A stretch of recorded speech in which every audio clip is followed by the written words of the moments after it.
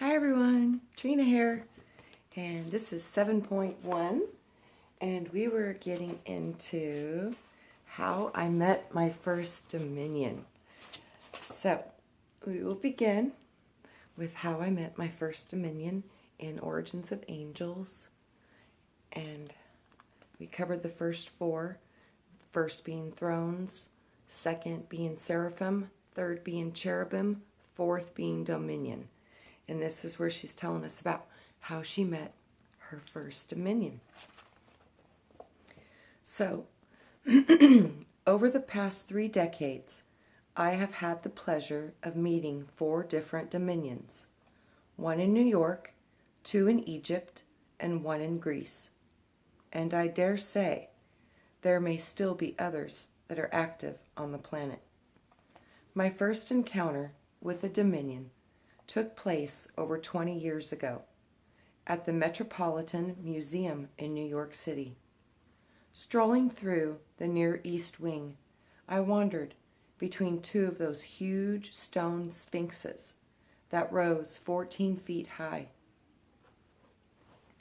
Magnificent and awe-inspiring as these sculptures are to behold.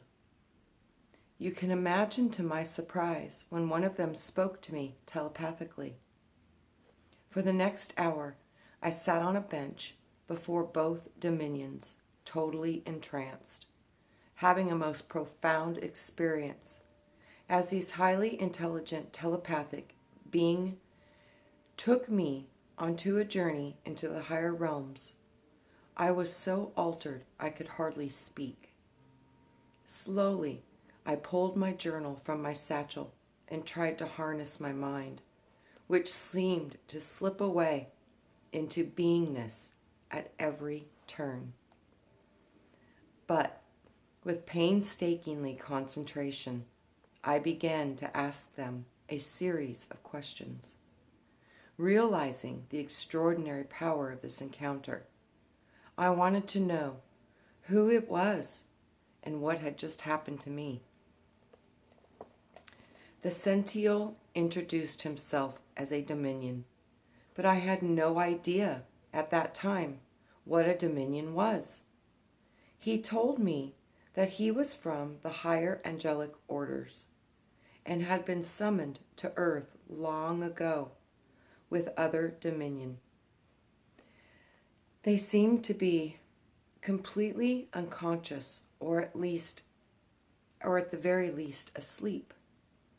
The winged being then began to explain their function in the higher worlds. As soon as I linked my mind to his, I found myself traveling in the endless sea of the infinite. I sat entranced, taking pages of dictation. Finally, after hours at the museum, the guard came to tell me that the museum was closing. I left in a profoundly altered state of consciousness, and even though I was scheduled to fly back to Atlanta the next day, over the next 20 years, I continued to make trips to see this angel whenever I was in New York City. The Keeper of Secrets became one of my teachers, and over the next few years, he taught me a great deal about the 9 angelic orders. He summoned some of those other beings so that I could meet with them as well. This was long before I realized that these 9 orders are a Genesis matrix from which all souls emerge. When I queried to the Dominion about this strange, part human, part animal appearance, he explained that this was only a way of interlacing various symbols from the 4 elemental kingdoms.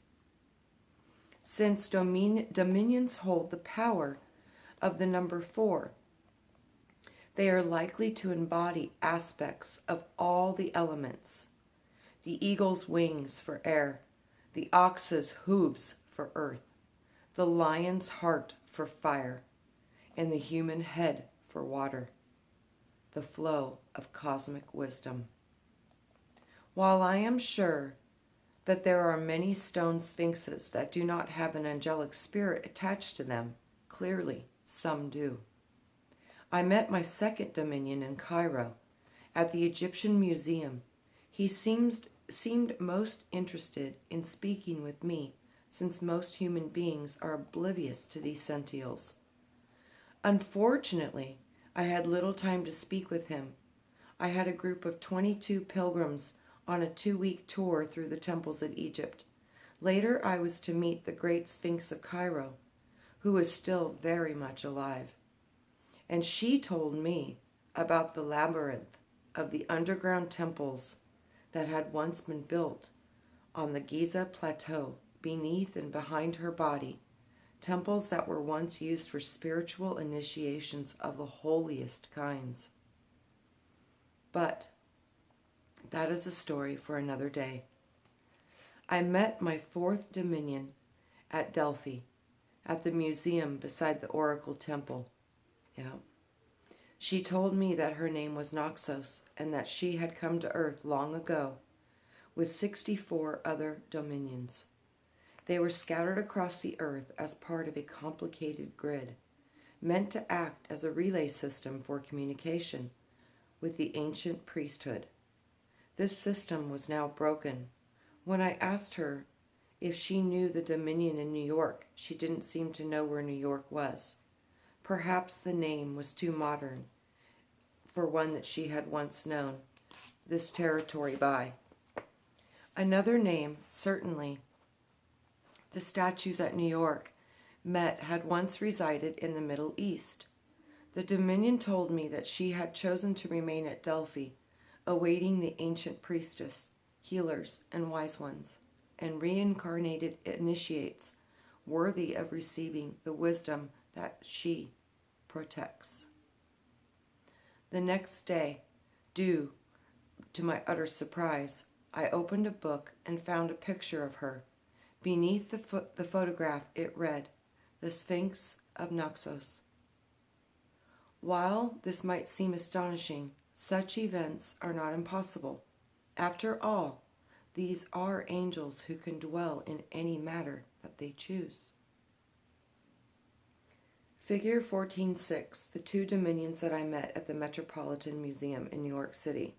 The one on the left is the one who spoke with me. This is her illustration of the museum and her meeting with the Sphinx.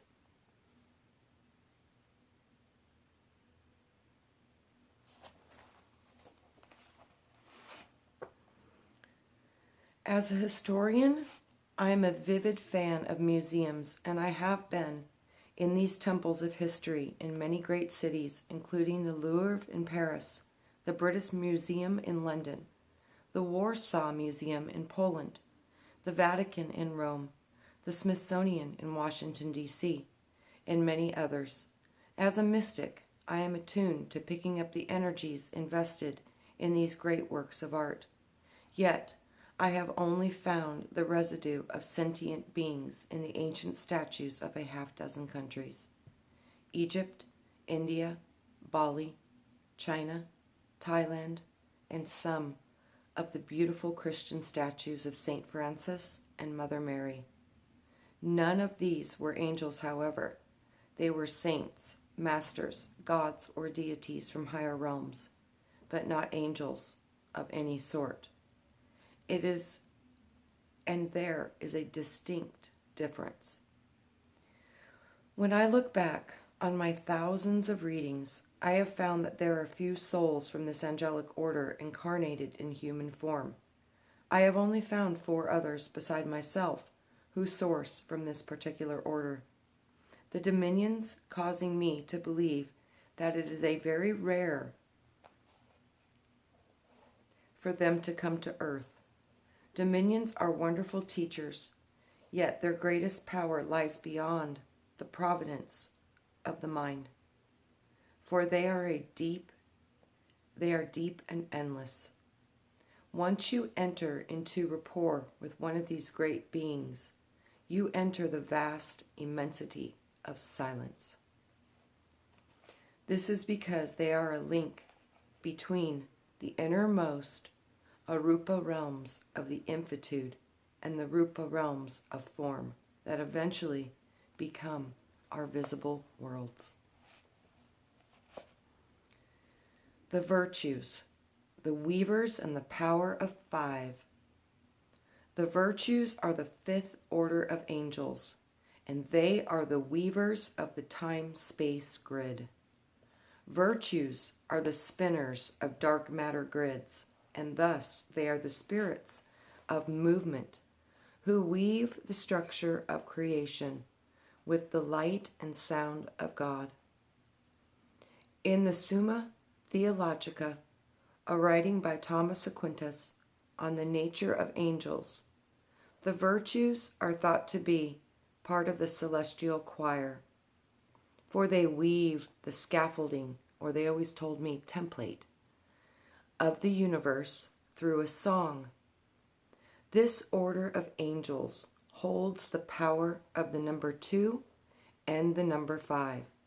The number 2 reflects the partnership and the balance and the connecting of the 2 points in time and space. The number 5 is linked to the Sacred Heart and the Divine Mother, and it represents the power of transformation and change. The virtues are the great weavers of the grid on which the visible universe hangs, and they show the DNA spiral, the helix, the partnership. The Sacred Heart of the Divine Mother represents the power of transformation and change. When virtues incarnate as human beings, they often become musicians, painters, or artists working with mediums of light and sound. In human form, these individuals may play piano, violin, harp, or flute, and their music is often celestial. They may become composers, photographers, makeup artists, filmmakers, set designers, painters, or lighting specialists. They may be seamstress, weavers, fashion designers, interior decorators, or work with gongs, lasers, crystals, Tibetan bowls, or the hearing impaired. A virtue may become a cantor in a synagogue or a vocalist in a church, but will always have a pull towards mediums of light and sound. For these angels to find happiness in the human world, they must find a way to express themselves creatively. Gentle and loving in nature, it is not usual to find virtues working as healers. If a virtue has chosen to become a therapist, she may be working with art or color or sound therapy, or working with cymatic or vibratory form healing that uses frequencies to heal the human body. Even if virtues do not actively use light, sound, or music in their practice, their vibration is calming because of their connection with the number 5 and the center point of all 9 angelic orders. They are directly connected to the Divine Mother. Thus, theirs is a path of the heart, and the development of the devotional quality is critical to making a true connection with Source. The powers, the builders, and the power of 6. The powers embody the energy of the number 6, which is the structure of harmony itself. Like the 3rd and the 9th orders, the angels of the 6th orders express the numbers 3, 4, and 12, giving them strong, innate abilities for creation, manifestation, and the natural use of structure to establish the building blocks of matter. This order helps create the atomic structure of matter, working with the sacred geometry of the 5 plutonic solids. Spirit finally begins to shape the worlds of matter. Thus, they are the spirits of form. Christian literature claims that they are the primary duty of the powers is to supervise the movements of the heavenly bodies to ensure that the cosmos remains in order. Yet, another way in which they work within the structure of form itself. When powers arrive on earth as human beings, they are natural manifestors, practical, analytical. They often become builders, engineers, architects, scientists, inventors, mathematicians, construction workers, auto mechanics, and craftsmen.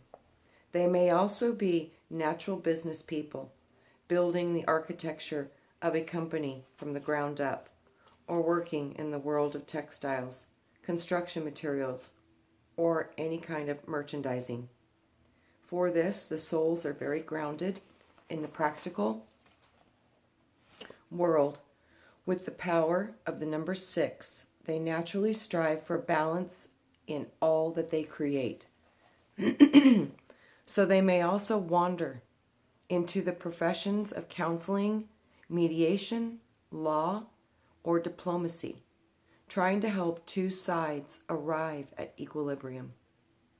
They may also choose a career in herbs, naturopathy, or some kind of healing, striving to bring balance back to their patients. The powers are the only order of angels that sit directly beneath Metatron, the overseer of sacred geometry. Most people think of Metatron as an archangel. While I'm sure he can appear that way, in truth he is a member of the Council of Nine. The 9 primordial waveform beings who interpenetrate the universe. This is the Council of 9 that I wrote about earlier. They compose of Regal and Ariel, the Divine Mother and Father, and the 7 other waveform beings that create, maintain, and sustain the entire universe. That is exactly what I saw. I saw the Mother and the Father. That was one aspect of light, giving birth to 7 waveform rays of moving, living sound light. And these rays were beautiful and they were conscious. The angels are in service to these great powers. It is important to note that both groups share the number 9 as an expression of the primal trinity 3 times 3. Metatron oversees the architectural matter at the subatomic level of this angelic power who works in the worlds of manifestation are his legions. Thus we could say that he oversees all sacred geometry. In Egypt, Metatron overlit the work of Thoth, the master initiate of mathematics, architecture, sonics, and language. Thoth designed the Great Pyramid of Giza, as well as constructing the 26-letter alphabet that we use today. His knowledge of shape, sound, and vibration was so advanced that many ancient portals in Egypt can be opened only through the use of certain harmonic sounds. Thus, the angelic powers are the natural shapers of form, and in the angelic kingdom, their existence is foundational to the creation of the physical world. This is where you see the power of the 369. This is what Tesla is speaking about, and this is how Thoth created the pyramids and the great mastery of architecture. And this is the symbol that they're showing for that.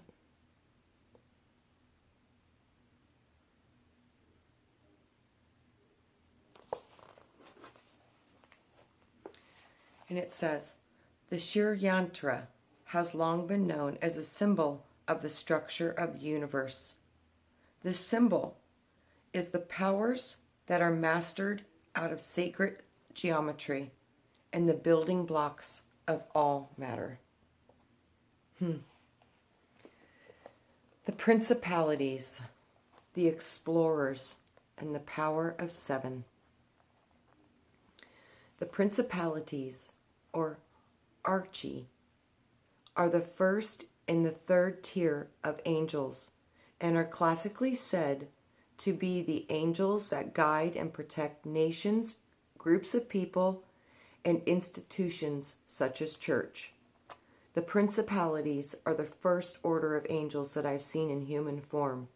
Rudolf Steiner called them spirits of time or personality, and believed that they govern the succession of the great epochs of history. I do not know if this is true, but I know that they are initiators of new ideas in human thought. Steiner writes how men conduct their lives according to the spirit of the time, how they found states, found science, cultivated their fields, everything of the human origins, the progress of civilization from beginning to end stand under the guidance of the principalities. They lead man insofar as he has to do with others. Consequently, because principalities transmute and transmit ideas that are meant to inspire the human race, they are the seeders of life. It is their job to assist in the awakening of life forms across galaxies or on any planet and in every evolutionary stage. Christian literature sees them as the administrators or the administrators who charge other angels to fulfill their divine ministry. Since this order not only carries the energy of the number 7, but also the powers of the number 1. They are independent in nature. Principalities have long and strong leadership abilities, but unlike the thrones and dominions, they blaze new frontiers and push the envelope of discovery. When a principality incarnates as a human being, he will often be on the leading edge of exploration in one field of research or another, whether it be science, travel, or social change. Since the principalities hold the power of the number 7, they are often mystical seekers. Marco Polo was probably a principality, opening up trade routes for many countries. While all of the angelic orders embody the power of one, they tend to be right in the middle of things. This is often difficult for those belonging to these orders to maintain the continuity of long-term relationship. This is because their spiritual responsibilities and exploratory nature. This is more true for the principalities than any other order, because their restless, searching nature, settling down is usually hard for them. Often they love to travel. They can thus have a hard time forming intimate relationships, such as family, so they often wind up alone in many readings. I have only found about 100 principalities who have incarnated in human form, but make no mistake, this is an exciting angelic order from which to originate. The archangels, the regulators of the power of 8. Archangels are the second in the third tier of angels and hold the power of the numbers 2 and 8. Archangels are enormous beings of light who are the guardians of the directions of time and space. They are also the regulators of the magnetic field and of all celestial bodies. They also regulate the magnetic fields and energy vortices over temples, sacred sites, holy places, and waterfalls. They can oversee a city, a country, a province, or continent, such as archangels. This order naturally anchors energy at 2 points, forming an arc from one point to another. The great archangel who helped oversee the energies of heaven. And this is what they show.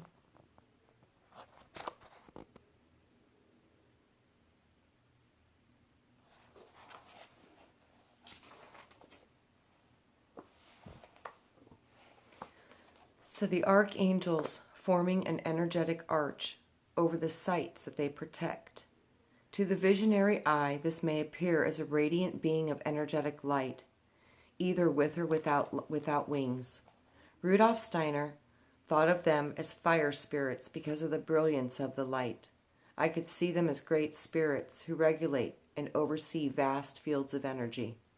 Archangels are not really personal angels. They are far too busy for that. Yet, we as mortals can call upon the archangel to help us with the creation of large projects that act for the good of others. Their reach is vast. These are the overseers of powerful humanitarian projects like schools, institutes, or charitable foundations designed to reach the masses, uplifting human consciousness along the way. But their work may also include the creation of radio, television, or internet programs that have the power to affect millions. These ventures all have powerful potential to influence the minds of humanity for the better. This is a perfect job for an archangel, whose role is to create an umbrella that will protect, inspire, and uplift the masses. When archangels incarnate as human beings, they are often drawn to create such projects in the human world, thus affecting huge populations with their outreach. Highly virtuous and noble, archangels seem larger than life. They have an enormous drive, focus, and ambition towards righteous people. Yet, we shall see, they can also be rigid, self-righteous, and unbending. Let me get a drink real quick.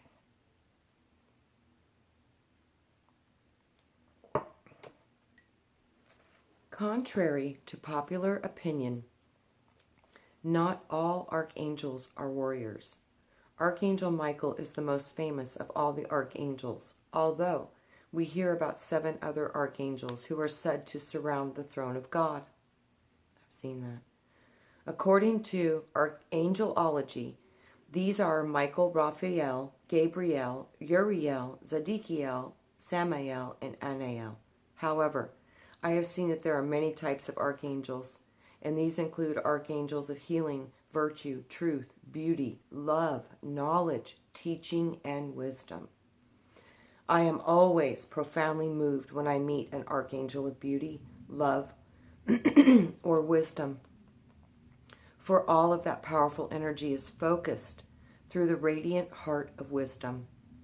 When we find the archangel of truth, who has incarnated as a human being, they are often great philosophers, statesmen, revolutionaries, or journalists, fighting for justice and human rights.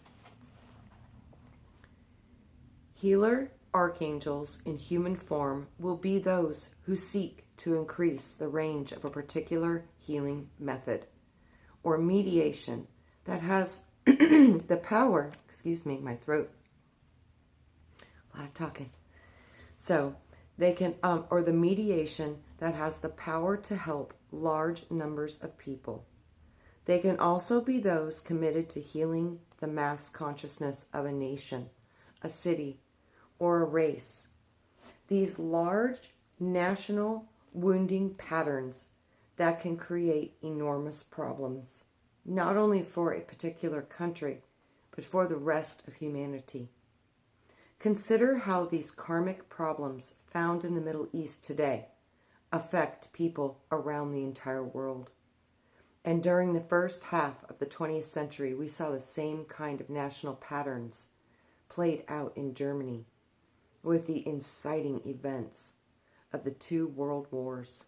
Today, every country, including America, must look at its own patterns of expansion and ask whether we are using our energies in the highest way, or are we truly being protectors of the good, or are we misusing the arc of our own power in the exploitation of others? Archangels, powerful as they are, like all divine emissaries, cannot interfere with the free will of human beings. So in order to bring forth ideas or greatness or nobility, they will often choose a master soul like Nelson Mandela, a person of great integrity and courage, to act as a role model for those suffering oppressive conditions. Through the events of that person's life and wisdom, entire populations can be turned away from hatred and back towards the light. Warrior Archangels. We'll get into that one next time because we're about 31 minutes into the video. So I will catch you guys with the Warrior Angels. That will be next, and we will continue then. Have a great day. Namaste. Much love, favor, and abundance overflow you all. See you soon. Bye-bye.